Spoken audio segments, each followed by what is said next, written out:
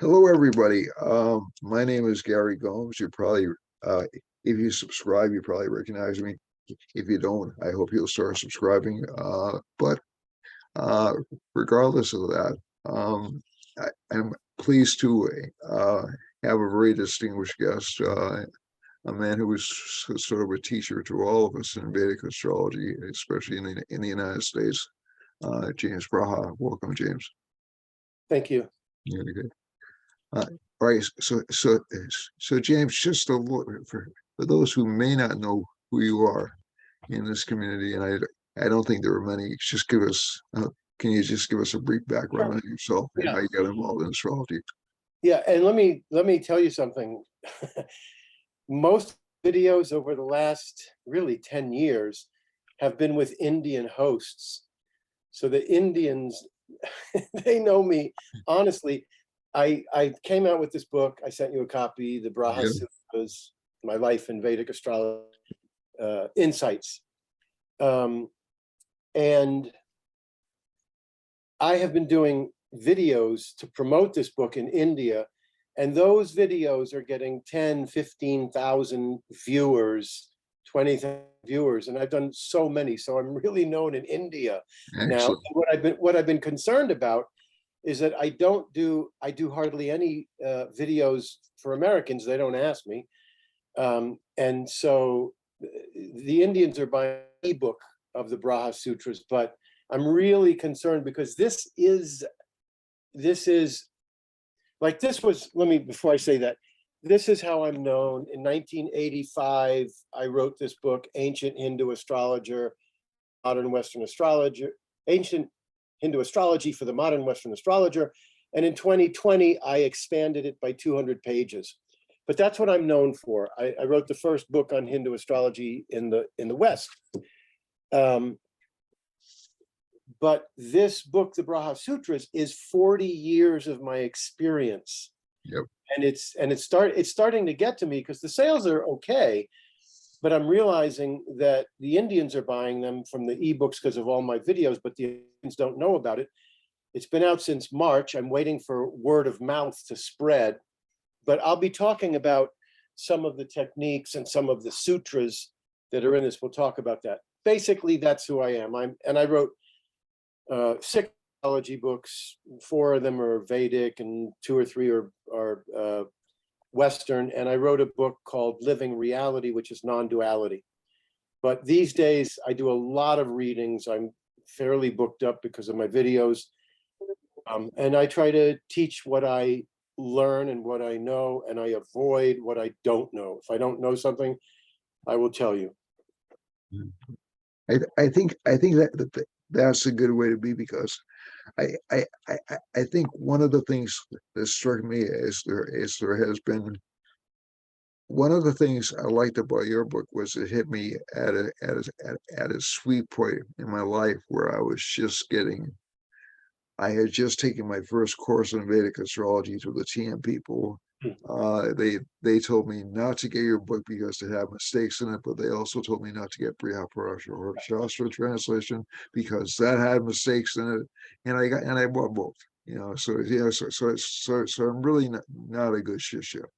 But I think one of the things is if you I found your book extraordinarily similar to what I was learning from TM. Okay, so it was really a very good reinforcement for what I was learning from TM, and it's nothing against the TM program, but essentially, I still meditate. I still do that. But after a while, I think some of the patterns I've seen, the one pattern I've seen is a person will start with one teacher, then spread out. The other pattern I've seen is they'll go to one teacher and then they'll end up with a guru who they'll just take as being um, gospel for the rest of their lives. And I think what we're seeing is a plethora of techniques developing over time. Now, that doesn't mean the techniques aren't valid. Indian astrology is a vast system. It's huge. The classical texts that I've managed to go through managed to contradict each other at virtually every step of the way. So essentially you're on a fishing expedition unless you get a good solid foundation. Then you can yoke that word intentionally used, yoke that to what you know already and say, okay, does this work? And then maybe a few years later, you'll come back to it later on and say, oh, now I see that. I see how that works because you're staged, but it isn't something. So like the basics, if you get the basics, I think you're pretty much set in your foundation. You're not going to screw up too much when you're It doing takes this. it takes a lot of experience. In the Braha Sutras, one of the sutras is allow yourself about 10 years to become really good. It doesn't mean that you won't make accurate predictions, in the first few years. Doesn't mean that you won't do a lot of help, but you'll also make a lot of mistakes. It takes about 10 years just to get really a decent foundation. And I have found that really after about 20 years, 25 years, that's when it started to get really good. That's when I could see clearly what was going on. There's so many different things that it took ages to learn from experience. And you have to learn from experience. It can't be dogma. And it doesn't matter whether something works for me unless it also works for you. So this is a psychic field. Yep. So there's a lot of techniques that I say I would never use that technique. But if the other person uses it and they get good results, which is a big Yep. qualifier, Yep. because astrology is a very gullible field. It's a very gullible field. Yep. Uh, Yeah. And I think that's been the concern that I've had about I, I so I'm not going to criticize individual teachers because that's not my job, to be honest with you. Although I do have like really really highly critical combinations in my chart. Um, I mean my Jupiter's in Critic and Nakshatra, for God's sake.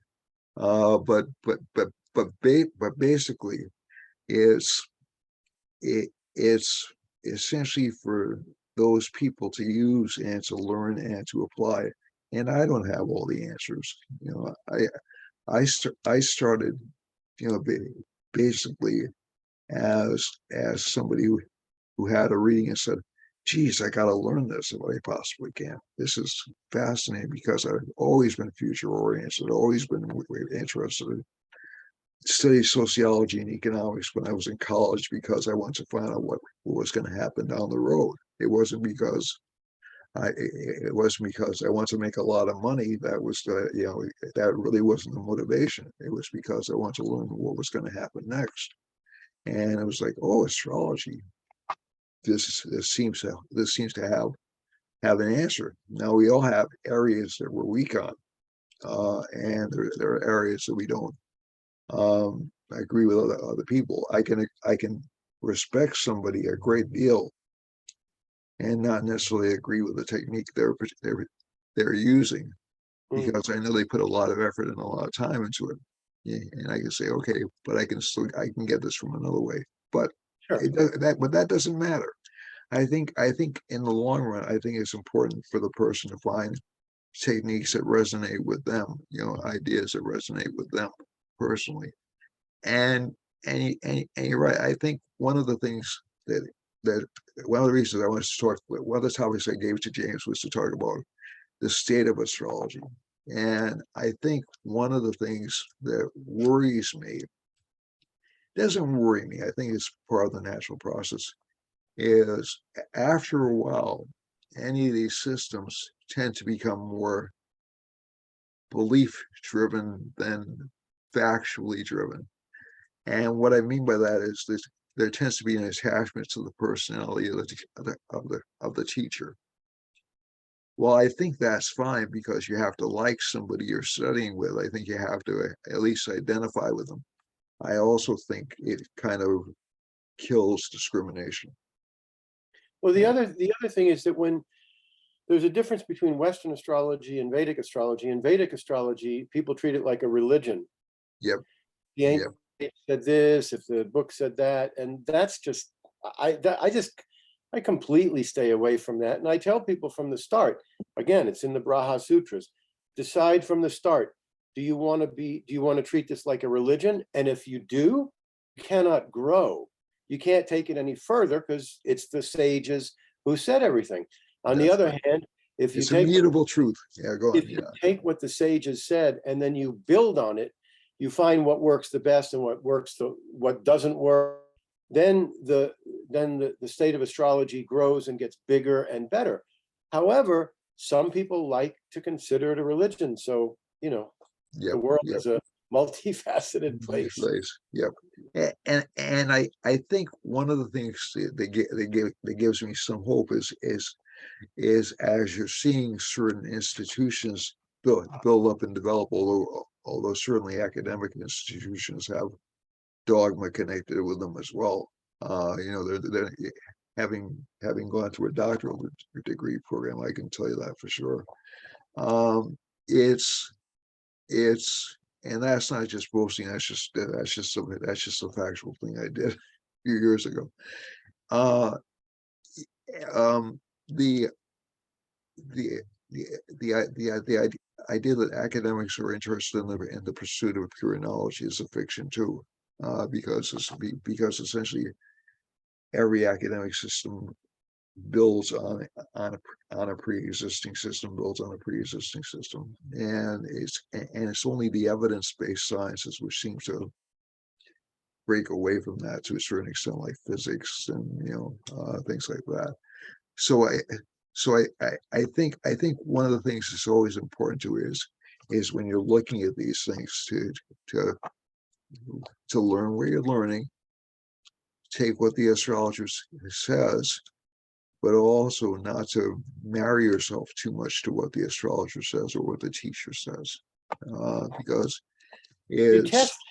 it's It's you not a can't. matter. It's not a matter of accepting or not accepting. You take it, you test it. If it works, you use it. If it doesn't, you don't. Yep, yep, But you yep, have to make sure.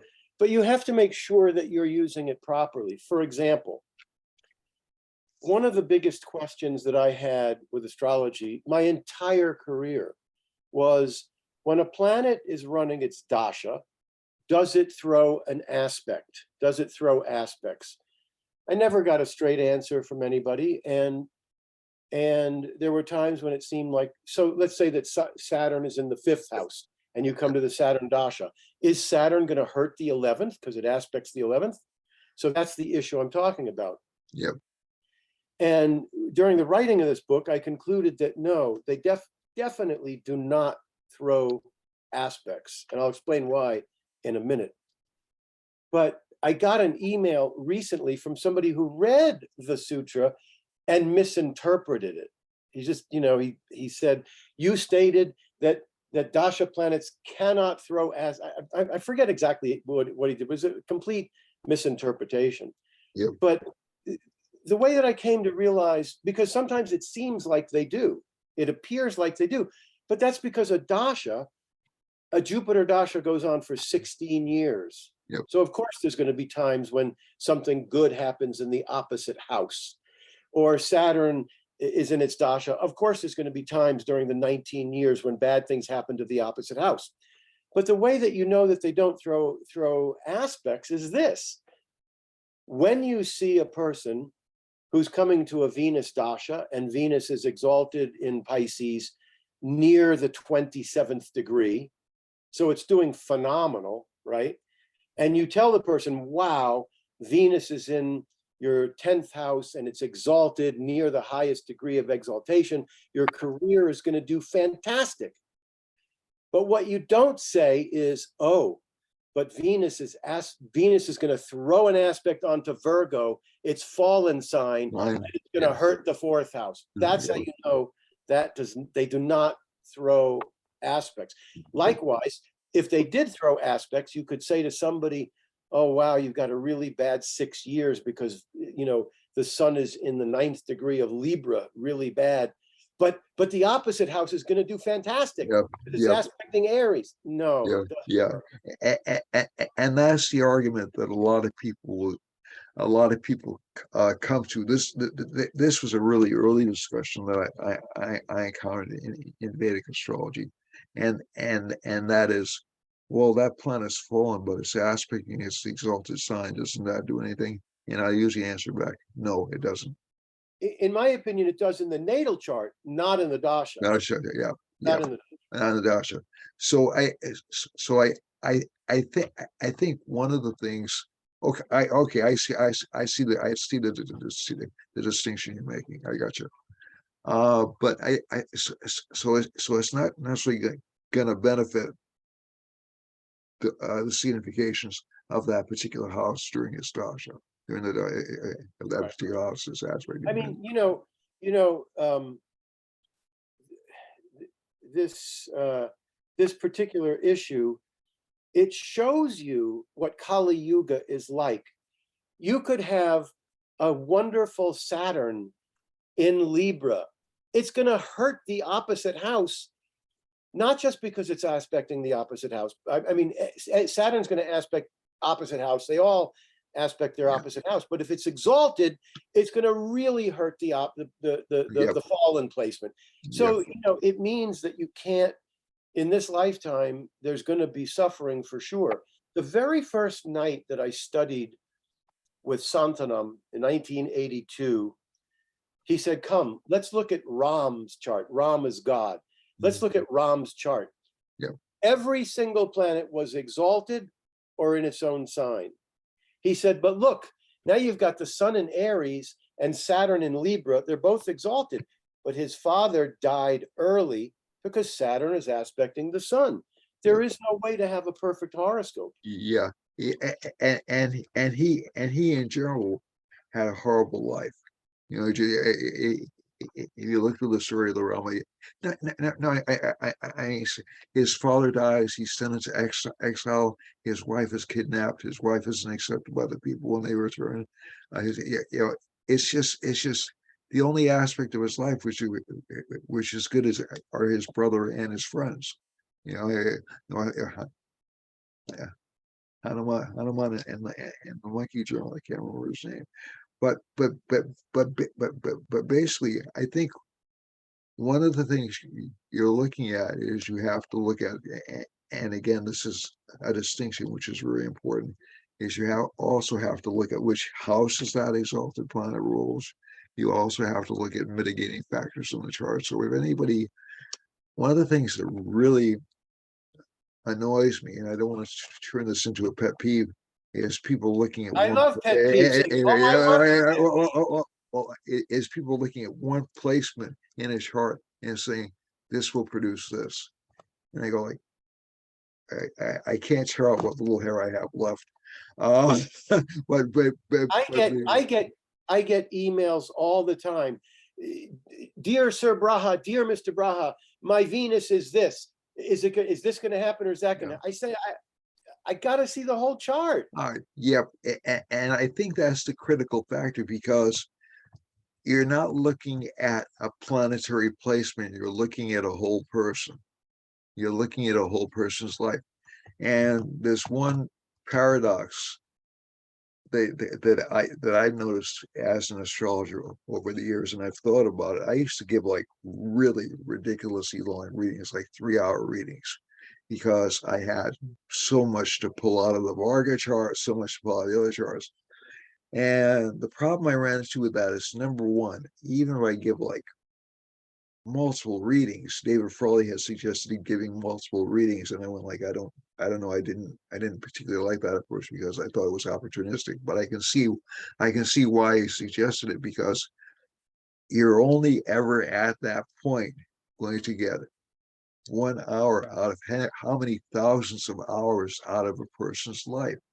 There is no way you can condense that into an hour or 2 hours or even 3 hours. You can't, and you don't need to know, let's say that a person had an accident when they were 10 years old and they scrape their knee.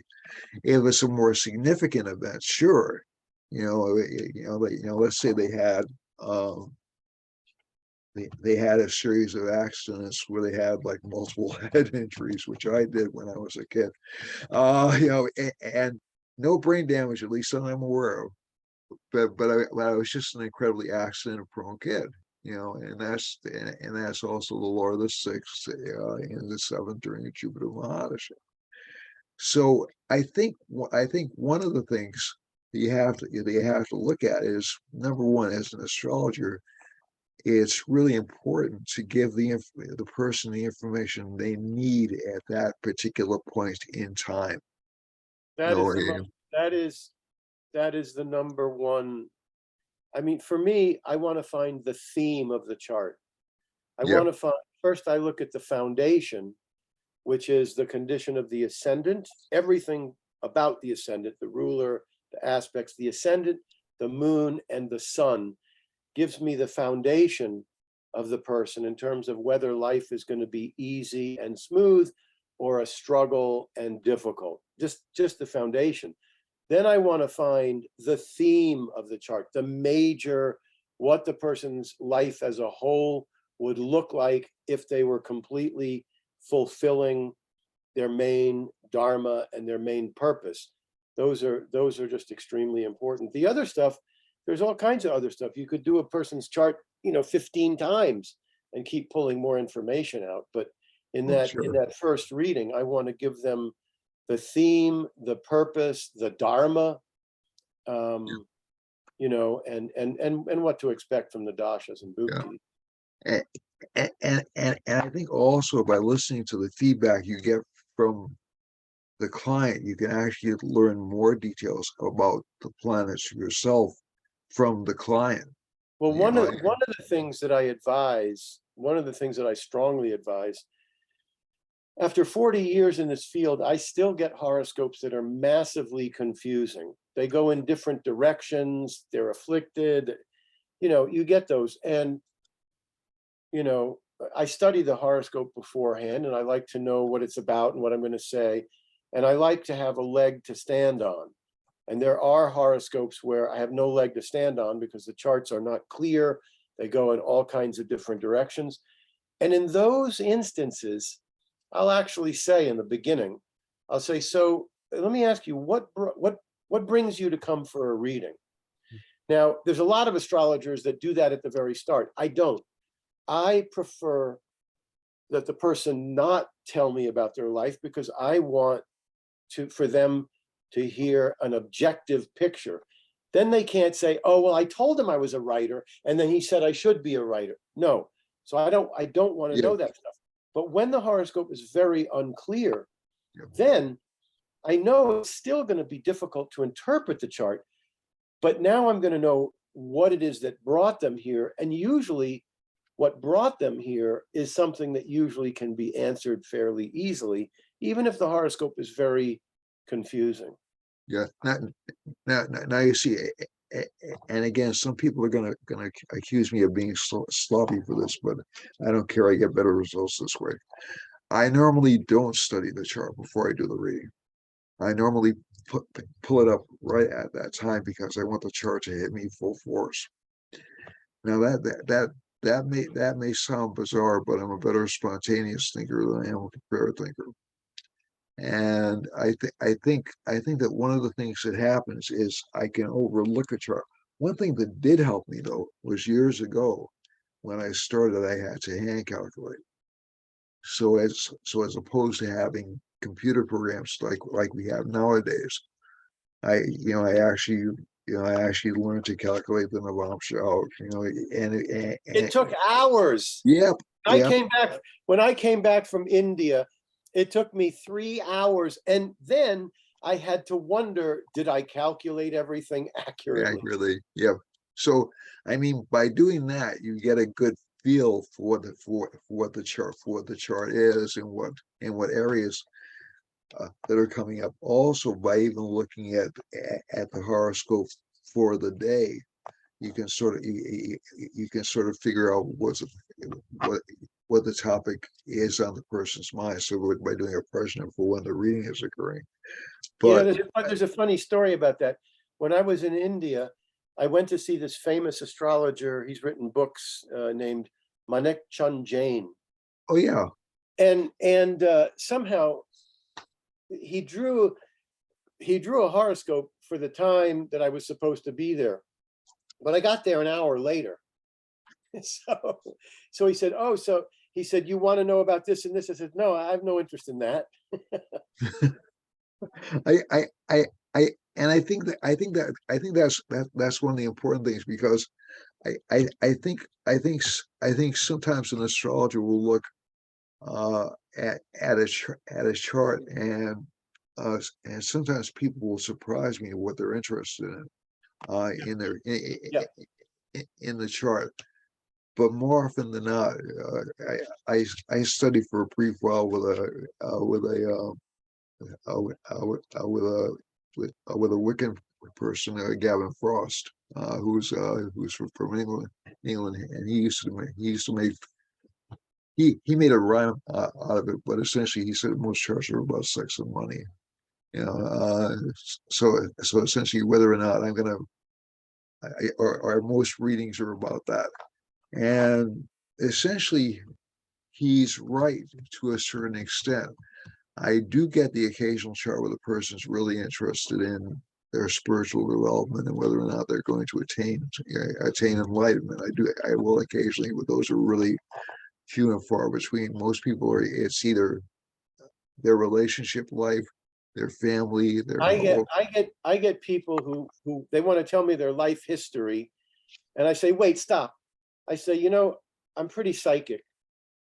You want to know about love, money, career, and health, and possibly spirituality. How did I do?" No, but see, but I use Gavin's expression because we have an adult audience. Getting paid or getting laid, yeah, which is their basic human impulses. They're kind of like Maslowian hierarchy impulses, right? Okay, so getting paid You know, I takes care think of it the depends. foundation stuff. I think it also depends upon who you are. Yeah, Like people read my books, and so I get a particular kind of clientele. yeah, You know, it just I think that for people who are not known or haven't written books, I think they get a much lower, I'm using the word lower, but they get clientele who know nothing about astrology, who care nothing about evolution, and yeah, they just come and say, "Tell me what's going to happen," or yeah, I don't know, and those kind of readings are just, and they don't open their mouths. Those kind of readings for me are just torture. If they're yeah. the general public and there's no interest in spiritual, no interest in understanding the horoscope, that I find torturous. I, And in those cases, what I do is I'll give them a certain amount of information, and then I'll try to get them to talk, to say what's yeah, going on in your life, because otherwise it's a very empty experience. If they have yeah, no interest in growing or understanding, if they have yeah, no interest in understanding themselves, it's just really, it's a really empty experience. I don't get much of that. yeah. Now, in fairness to the people that I read for, so if anybody out there has seen this and think that's what I think of you, that's not the case.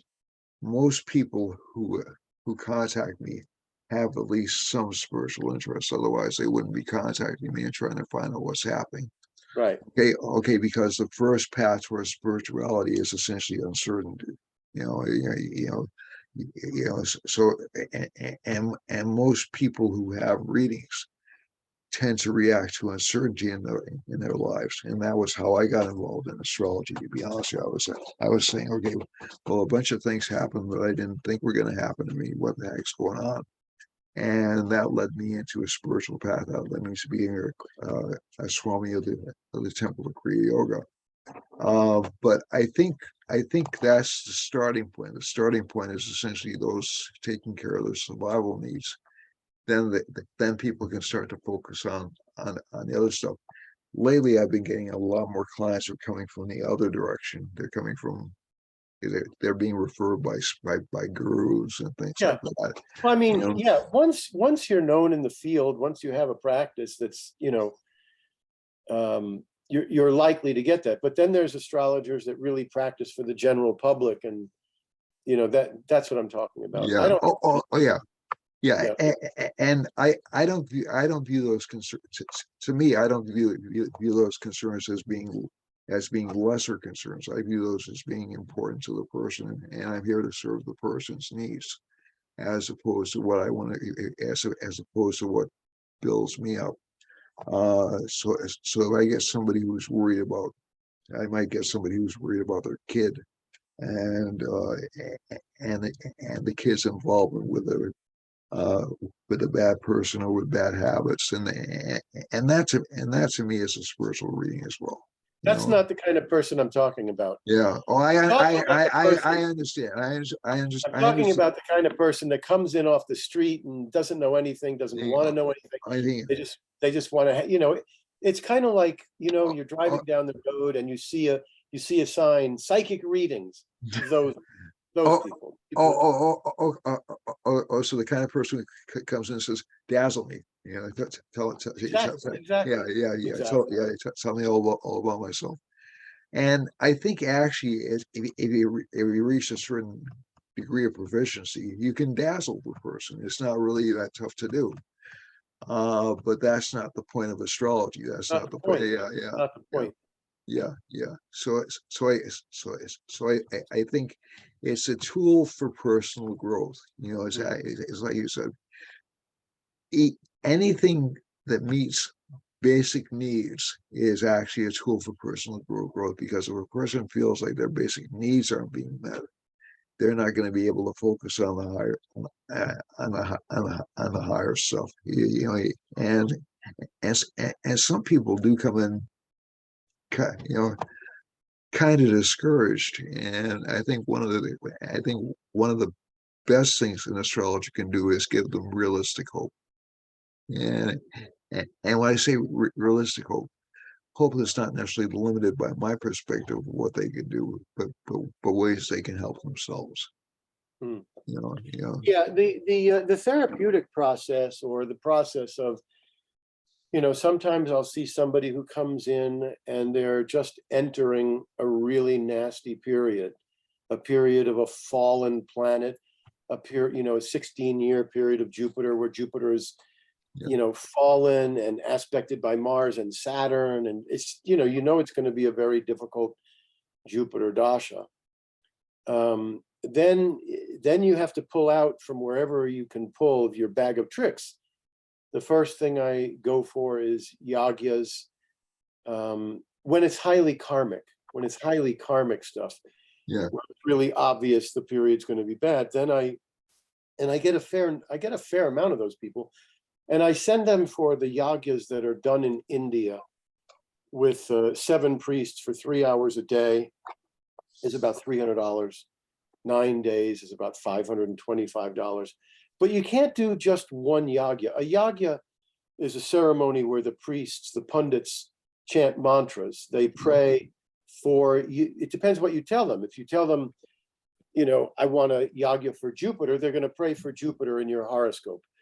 If you tell them I've got, problems, I can't move forward, then they're going to do not a planetary yagya, but some other kind of yagya. But in any case, when it comes to those yagyas, you usually will get some results after it's over or during the period of the yagya. yep, However, if you're in a period that's long lasting, even 2 or 3 years, I'm in a Venus bhukti right now. Venus is a very rough planet for me. I've already had 3 Venus yagyas done that were 3 days each, and they were magnificent. They produced magnificent results. But you have to keep doing them. It's not, sometimes you get some sort of a miracle that is like, one guy had health problems. He did a yagya, and after the yagya, he decided to change dentists. The yep, dentist found an abscess. He said, "You got an abscess in there." Took out the abscess, And the health problems he had for 10 years completely went away. That's long lasting. But a lot of times you're in a period that's not good, or you have a planet natally that's not good, and you want to strengthen it, you have to keep doing them. I say do them Yep. twice a year, do them twice a year, for a while. And then there's clients that just plain need therapy. Um, there was a funny experience I had. This really taught me something. I was about 25 years old, and I was teaching transcendental meditation in the New York Center. And I went in, this guy had already learned meditation, but he came in for a check-in. He was having problems with his meditation. They weren't giving him the results he wanted.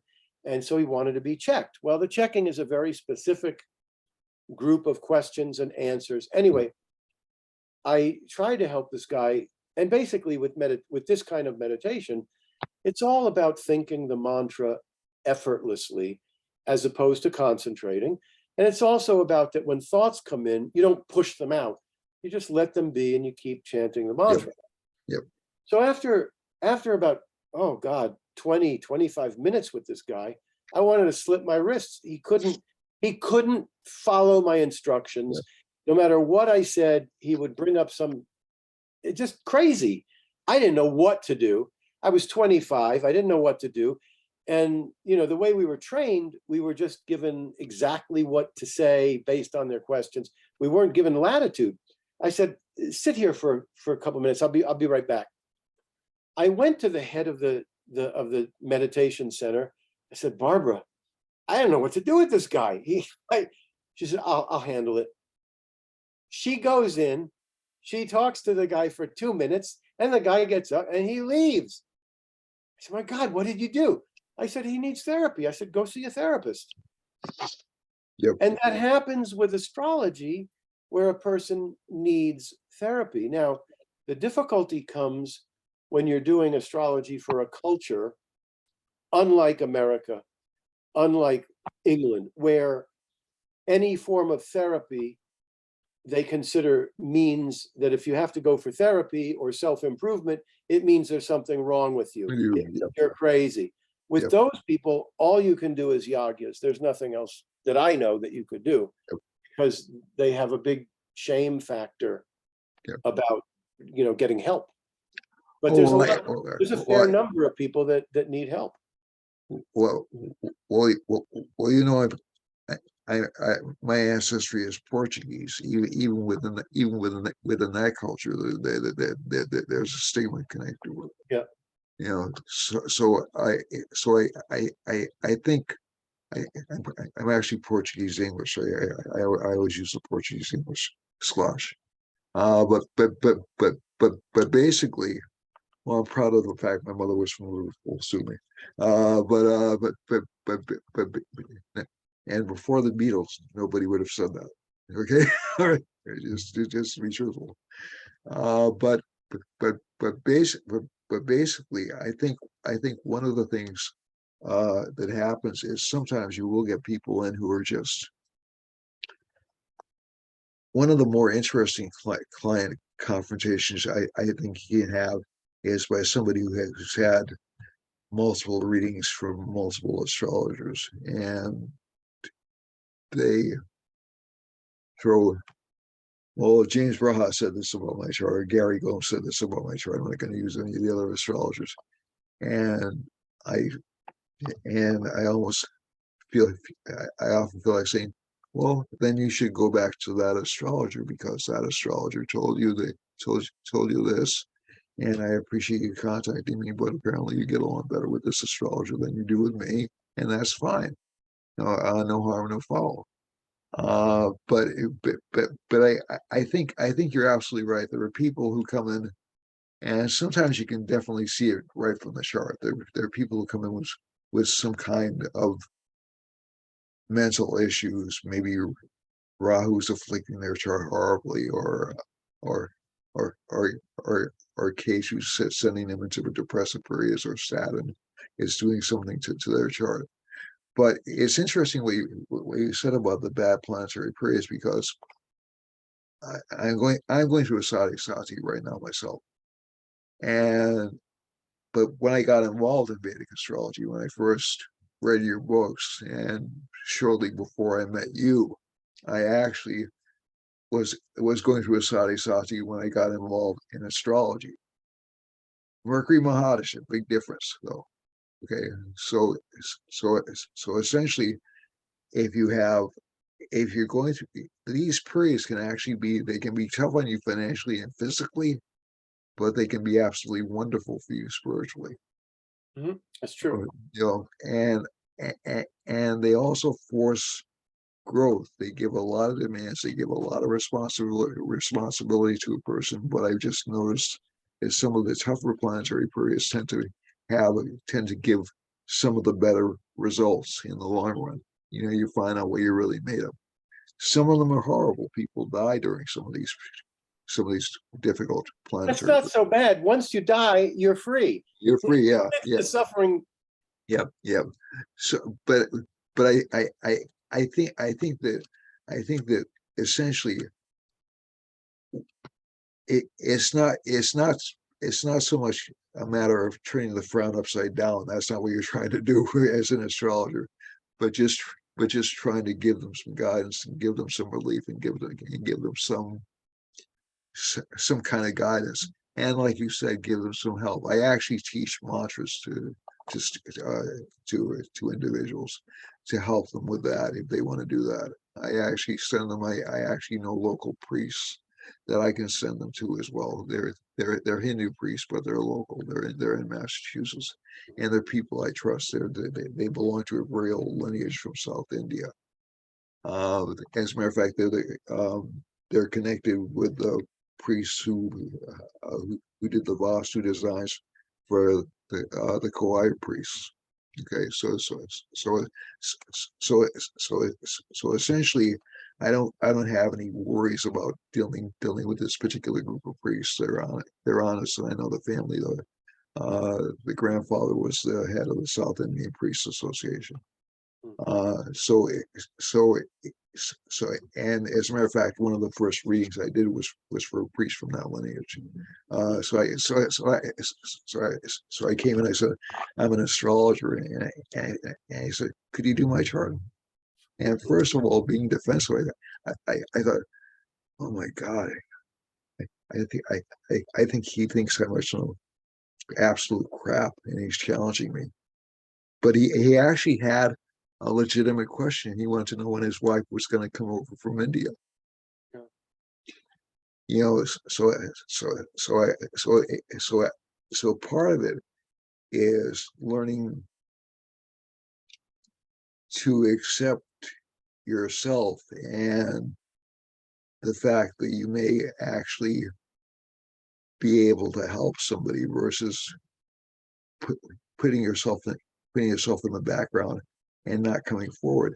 It's a tough thing because I think for most people don't have a problem telling other people they have a problem. I personally do.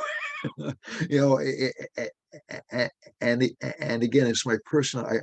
I was a counselor for like around, oh God, uh, for most of my college years and about 5 years out of college. And I think that helped me out just a little bit in getting into into the system practice. But other people don't have those, um, don't don't have don't have that experience. And I think one of the things is it's good to know how to know a chart, but it's also good to know how to speak with people if they do have problems.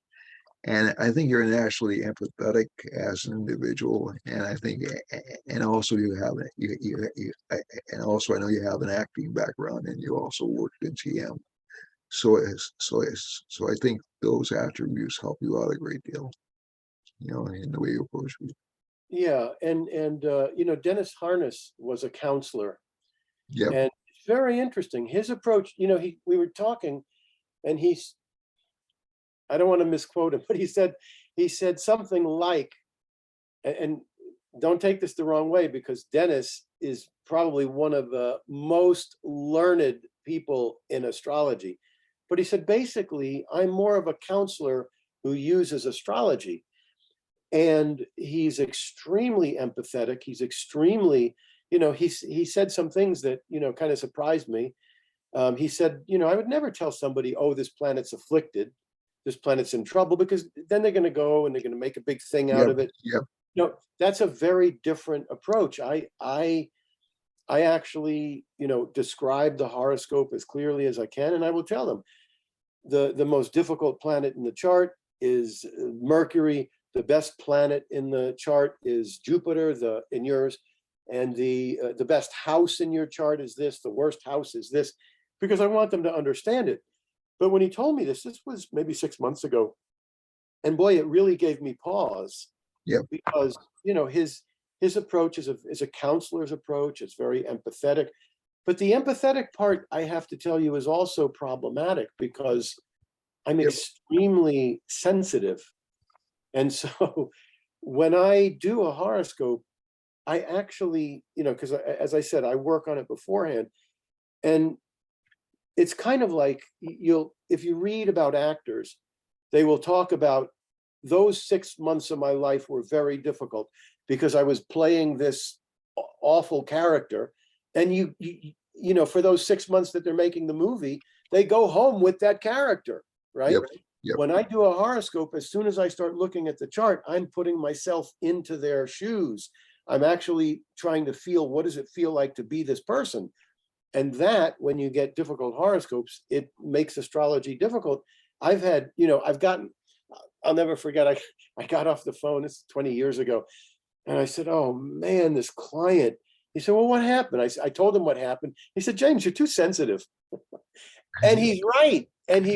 But I can't help that. It's my nature.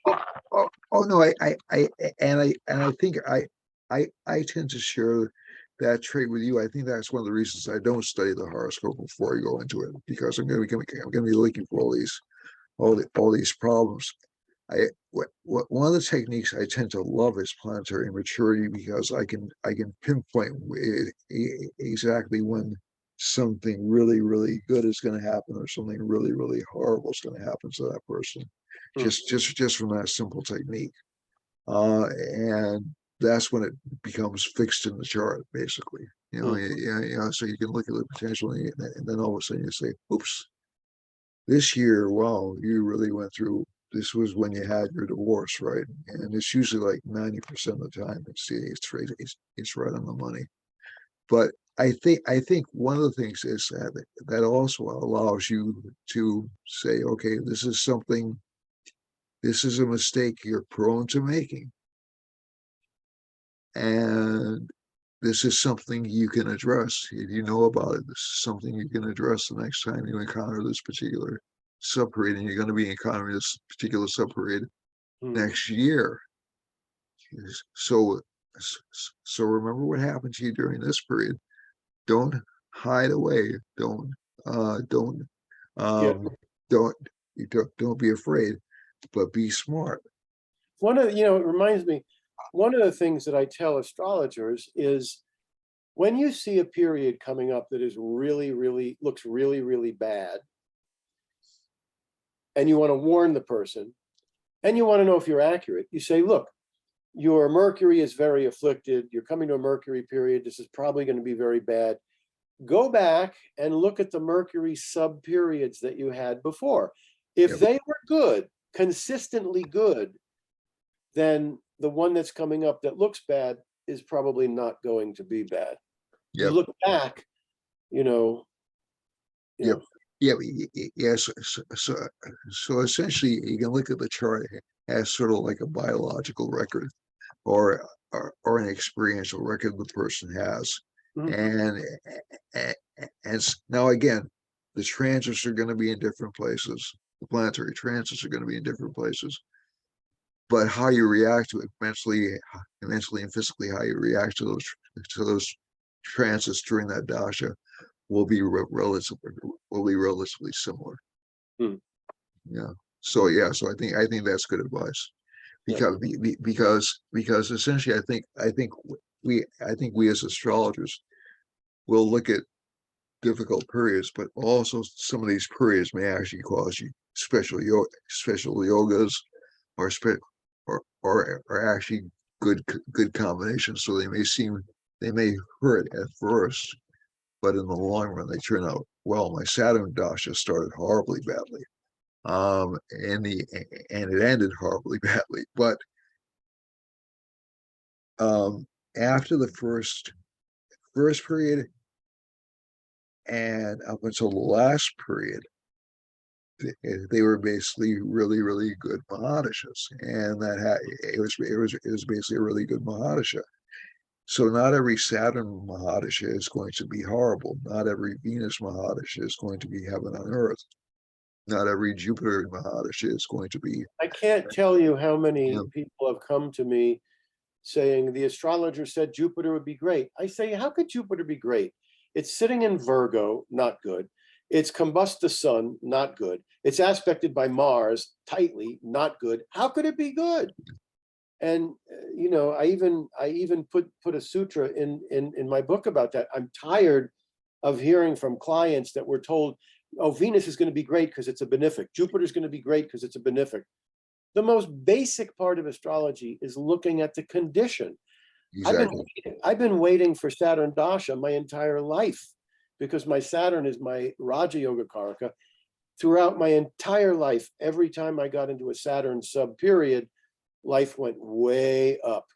So I've Yep. been waiting for the Saturn Dasha. It came about 6 or 7 years ago. And this is, I can tell you, it's the best Dasha of my life personally, as well as, you know, career-wise and stuff. It's just been a wonderful Dasha. Yep. It did start out with teeth problems, the teeth and the bones. When Saturn comes in, Saturn rules the teeth and the bones. And I had teeth problems, and it cost so much more than it should have. It was just, you know, there's a funny story about that too. My son was born when Saturn was in Aries, and he was born with a tooth missing. When we went to the dentist or the orthodontist, the lady said, I can't tell you how many of these situations I've been seeing lately. I said, you're going to see them. A lot more. You're Yeah. going to see them right now because all the kids born with Saturn and Aries are now 12, 13, 14, which is when you go to the orthodontist. And I was with a friend who didn't know much about astrology. A couple of weeks ago, I was with him. He knows nothing about astrology, and you know, he's starting to hear it from me. And he said, how old's your son? I said, 23. He said, oh, my son's 23 too. I said, let me ask you something. Does he have a teeth problem? He said, yeah, he's got what they call shark's teeth or something like that. And he said, well, how would you know that? I said, well, because the people born in that 2.5 year period, Saturn's in Aries, they're going to have teeth problems or bone problems. Yep. Yep. Yep. All right. Now, one of the things, so we can help clients through a variety of methodologies. We can help clients just by talking with them, to be honest with you, and just by saying this isn't going to last too long, or by preparing them. You can help them through yagas. You can help them through remedial measures, other upayas. But let's talk about the world. So I know you want to talk about Pluto. I don't use the outer planets all that much. I'm just being honest with you. But again, I'm kind Well, of I started with Western astrology. yeah. You know, we don't have much time. It's getting close, but I'll say this. So when Pluto enters the signs, you'll usually notice something. Yep. And Pluto is about to enter Aquarius in the tropical zodiac, the Western zodiac. Yep. It'll enter in March, April, May of next year. Then Yep. it'll back out. And then in February 2024, it will go back in Aquarius. Now, before I tell you what that means, just to give you an idea of how it works. In 1939, Pluto entered Leo, the sign of movies and entertainment. 1939, if you Google best year in film, or you just put in films 1939, it will tell you that was the year of the most magnificent films, and they 365 of them, which was way more than ordinary. That's Pluto in Leo. Yeah. And then when Pluto went into Sagittarius in 1995, the O.J. Simpson case heard, the trial began. The trial began right when Pluto went into Sag.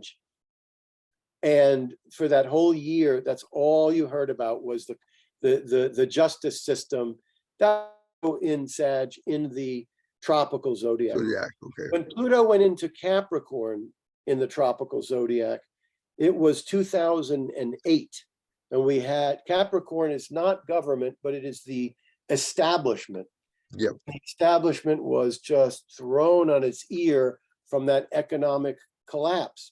Yep. And when Pluto went into Capricorn in the sidereal system in the Hindu chart, that was 2020. And that's when you had the pandemic and you had the all the, political stuff just got to an extreme. That was so it works in both zodiacs, not just one.